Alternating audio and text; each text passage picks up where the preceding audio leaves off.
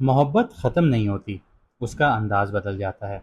पैसा हो या ना हो, लेकिन इंसान को समझ में आ जाता है कि असल कीमत है किस चीज़ की।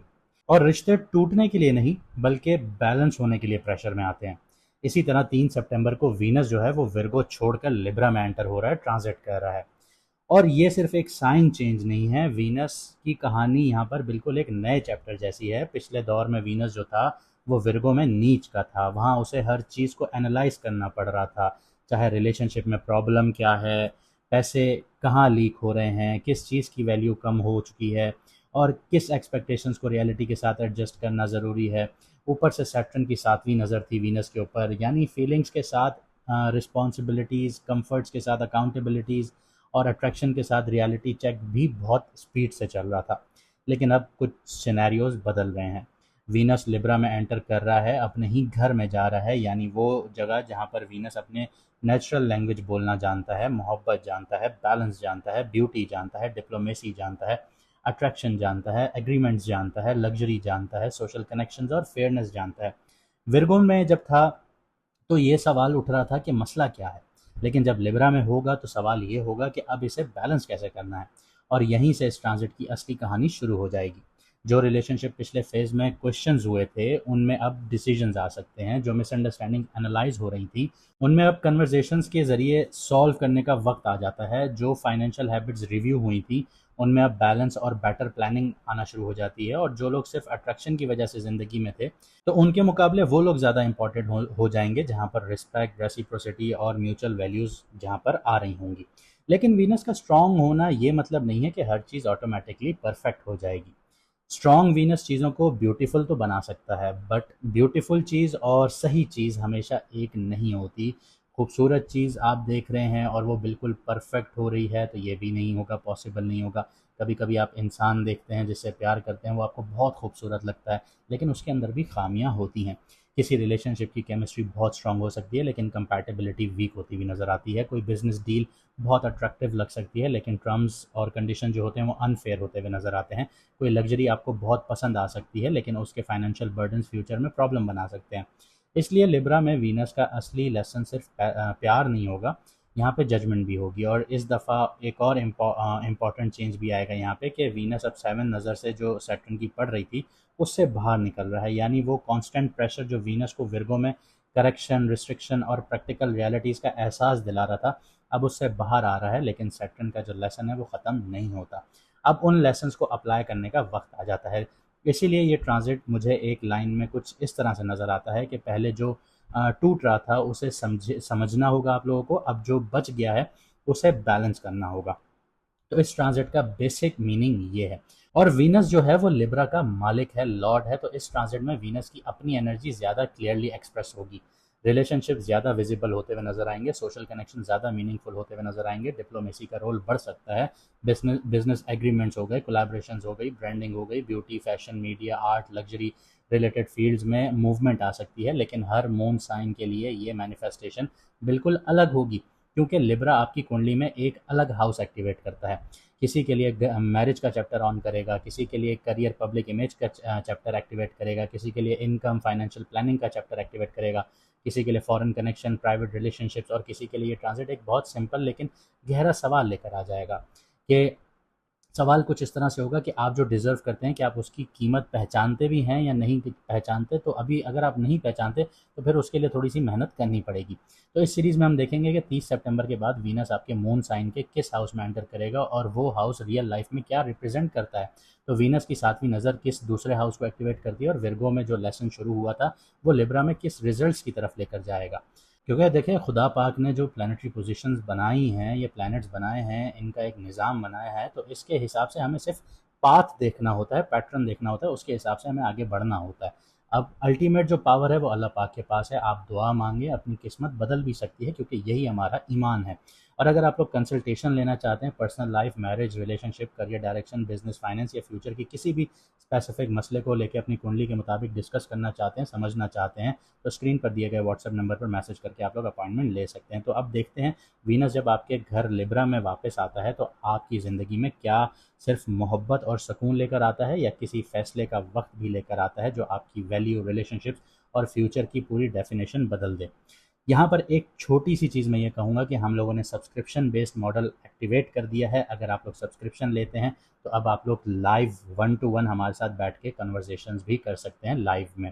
हम लोग लाइव आते रहते हैं, लेकिन जो हमारे प्रीमियम सब्सक्रिप्शंस होंगी, जो हमारे सब्सक्राइबर्स होंगे, उनके लिए अलग से हमारी बैठक होगी। तो अगर आप लोग सब्सक्रिप्शन लेना चाहते हैं तो आप लोग सब्सक्रिप्शन ले सकते हैं। जल्द से जल्द सब्सक्रिप्शन लीजिए, हमारे साथ लाइव में जुड़ना शुरू हो जाइए।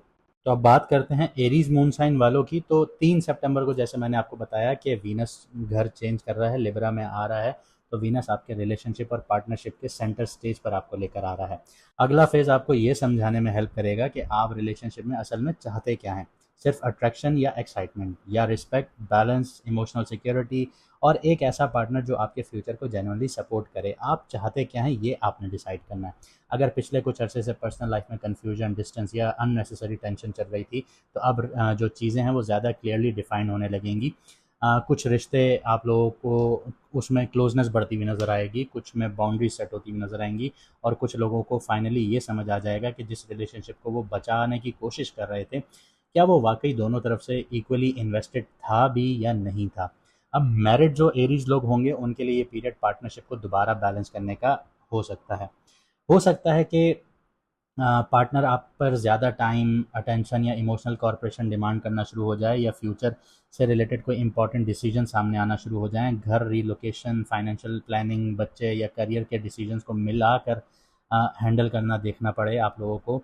अगर आप रिलेशनशिप में सिर्फ अपनी टर्म्स पर चलने के आदी थे, तो अब कॉम्प्रोमाइज़ भी करना होगा, और इसका मतलब सिर्फ हार नहीं होगा बल्कि रिलेशनशिप को मेच्योर बनाना समझना होगा आप लोगों को। और अगर पार्टनर की तरफ से हर डिसीजन आप पर इम्पोज होता आ रहा था, तो हेल्दी बाउंड्रीज इस्टेब्लिश करने का भी वक्त आ गया है।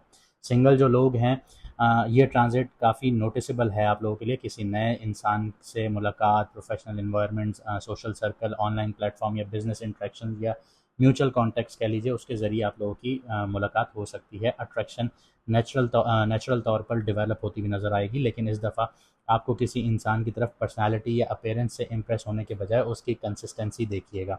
वीनस स्ट्रॉन्ग रिलेशनशिप एनर्जी देता है, लेकिन हर चार्मिंग इंसान इमोशनली सूटेबल नहीं होता। आपके लिए सबसे मीनिंगफुल कनेक्शन वो होगा जहाँ एडमायरेशन के साथ म्यूचुअल रिस्पेक्ट भी हो। बिजनेस ओनर और जो फ्रीलांसर्स हैं उनके लिए भी ये पीरियड इंपॉर्टेंट है। क्लाइंट्स के रिस्पॉन्स इंप्रूव होते हुए नज़र आएंगे, कोलैबोरेशंस के दरवाजे खुलते हुए नज़र आएंगे, और आपको ऐसे लोग मिल सकते हैं जो आपके बिजनेस को प्रोफेशनल लेवल पर एक्सपेंड करने में हेल्प करेंगे। निगोशिएशंस में भी आपकी पोजीशन स्ट्रांग होती हुई नज़र आएगी, स्पेशली जब आप एग्रेसिव सेलिंग के बजाय डिप्लोमेसी और वैल्यू बेस्ड कम्युनिकेशन यूज़ करेंगे। आपको हर डील जीतने की ज़रूरत नहीं है, आपको ऐसी डील्स चाहिए जो दोनों साइड्स के लिए वर्केबल हों। तो इस चीज़ पर फोकस कीजिएगा। करियर की बात करूँ तो पार्टनरशिप बेस्ड अपॉर्चुनिटीज़ इंपॉर्टेंट हैं आप लोगों के लिए। कोई क्लाइंट रिपीट बिजनेस दे सकता है आप लोगों को, कोई कंसल्टेंट या एडवाइज़र आपको नई डायरेक्शन दे सकता है, या किसी स्ट्रैटेजिक कोलैबोरेशन की वजह से आपकी जो मार्केट रीच जो है वो बढ़ती हुई नज़र आती है। अगर आप रिलेशनशिप रोल में हैं तो टीम और स्टेक होल्डर्स के साथ रिलेशनशिप मैनेजमेंट आपकी प्रोफेशनल सक्सेस का इंपॉर्टेंट पार्ट बनता हुआ नज़र आता है। सिर्फ कॉम्पिटेंट जो होना है वो इनफ नहीं है, लोगों के साथ काम करवाना और उन्हें साथ लेकर चलना भी आपकी स्ट्रेंथ बनेगी। फाइनेंशियली तौर पर पार्टनरशिप का रोल बहुत बड़ा नज़र आता है, क्योंकि 7th हाउस एक्टिव है। तो जॉइंट बिजनेसेस, कमीशन बेस्ड काम, स्पाउस की इनकम है, क्लाइंट आप लोगों के कॉन्ट्रैक्ट्स या कोलैबोरेटिव प्रोजेक्ट्स के जरिए अर्निंग इंप्रूव होती हुई नज़र आती है। लेकिन एक चीज़ ज़रूर याद रखिएगा, रिलेशनशिप अच्छा होना और फाइनेंशियल एग्रीमेंट अच्छा होना एक बात बिल्कुल भी नहीं होती। इन चीज़ों को समझिएगा। बिजनेस या फाइनेंशियल कमिटमेंट्स में टर्म्स को क्लियर रखिएगा। पेमेंट स्केड्यूल समझना और रिस्पॉन्सिबिलिटीज़ रिटन फॉर्म में डिफाइन करना बेहतर होगा, क्योंकि कुरान पाक में सूरह बकरा में भी अल्लाह पाक पैसों के मामले में यही कहते हैं।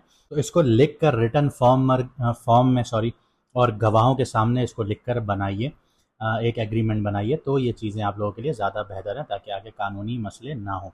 इस ट्रांजिट का एक सटल पहलू ये भी है कि जब आप अपनी पर्सनैलिटी भी रिलेशनशिप के ज़रिए चेंज होते हुए देखेंगे, आपको रियलाइज़ होगा कि आप पहले से ज़्यादा सब्र में आना शुरू हो जाएंगे। आप एक इस पर्सनैलिटी की तरफ शिफ्ट होंगे कि जैसे आप लोग पहले कहते थे कि सिर्फ मेरी बात, अब आप इस चीज़ पे डाइवर्ट होना शुरू होंगे कि हमारी बात इंपॉर्टेंट है। कुछ जो एरीज वाले हैं वो अपनी अपीयरेंस, सोशल प्रेजेंटेशन और पब्लिक डीलिंग में भी रिफाइनमेंट लेकर आएंगे। आपका एटीट्यूड सॉफ्टर हो सकता है, लेकिन इसका मतलब वीकनेस नहीं है। याद रखिएगा कि डिप्लोमेसी जो होती है वो उसकी जो स्ट्रेंथ होती है वो कन्फ्रंट्रेशन से ज़्यादा आपको दूर तक लेकर जाती है। अब फैमिली की बात करूँ तो रिलेशनशिप में बैलेंस का टॉपिक आ जाता है। पार्टनर और फैमिली के दरमियान एक्सपेक्टेशन मैनेज करनी पड़ सकती हैं। अगर आप किसी डिसीजन में दोनों साइड को खुश करने की कोशिश कर रहे थे तो अपनी नीड्स इग्नोर मत कीजिएगा यहाँ पर, क्योंकि वीनस जो है वो बैलेंस चाहता है, सेल्फ सेक्रीफाइस नहीं चाहता। हेल्दी कॉम्प्रोमाइज़ और वन साइडेड कॉम्प्रोमाइज़ में बहुत फ़र्क होता है। अब हेल्थ के हवाले से बात करूँ तो रिलेशनशिप और स्ट्रेस का डायरेक्ट कनेक्शन जो है वो महसूस होता हुआ नज़र आता है। अगर आप इमोशनल कॉन्फ्लिक्ट को कंटिन्यूसली कैरी करते हैं तो नींद, आपकी एनर्जी और कॉन्सेंट्रेशन अफेक्ट होते हुए नज़र आते हैं। तो अपनी बॉडी को स्ट्रेस का डंपिंग ग्राउंड नहीं बनने दीजिएगा। सोशल लाइफ अच्छी रहे लेकिन रिकवरी के लिए प्राइवेट टाइम भी रखिएगा। तो जैसे मैंने आपको बताया था कि अगर आप लोग हमारी लाइव में 1 टू 1 चैट करना चाहते हैं तो आप लोग सब्सक्रिप्शन हमारी ले लें। हम महीने में 4-6 दफ़ा लाइव आएँगे और आपके साथ जो हमारे पेड यूज़र होंगे, सब्सक्राइबर्स होंगे, उनके साथ बैठ के गपशप भी लगाएँगे और उनकी कुंडलियाँ भी डिस्कस करेंगे, उनको गाइडेंस भी देंगे। तो अगर आप लोग सब्सक्रिप्शन लेते हैं तो हम आपके साथ लाइव बैठेंगे। तो अगर आपको वीडियो अच्छी लगी तो वीडियो को लाइक, शेयर, सब्सक्राइब ज़रूर कीजिए। मुझे दीजिए इजाज़त, मिलते हैं अगली वीडियो में सितारों के सफ़र पर।